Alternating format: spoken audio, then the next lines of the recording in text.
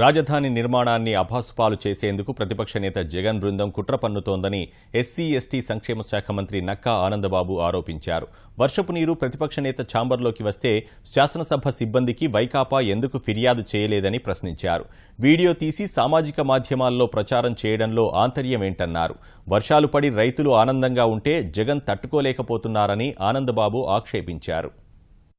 పైన top floor లో roof మీద పైప్ కట్ చేయటం, ఆ పైపు కరెక్ట్ గా జగన్మోహన్ రెడ్డి ఛాంబర్ కి కనెక్ట్ అయి ఉన్నటువంటి పైపు, దానిలో నుంచి అది కట్ చేస్తే నీళ్లు ఆ రూమ్ లోకి వస్తాయని అందరికి సీలింగ్ లోపలికి వచ్చి సీలింగ్ నాని నీళ్లు కింద పడతాయి అనేది తెలుసు.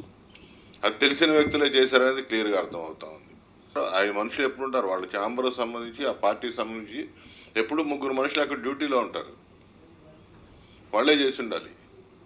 ఇలా సిఐడి విచారణకు ఆదేశించారు, ఖచ్చితంగా నిజాలన్నీ బయటకు వస్తాయి.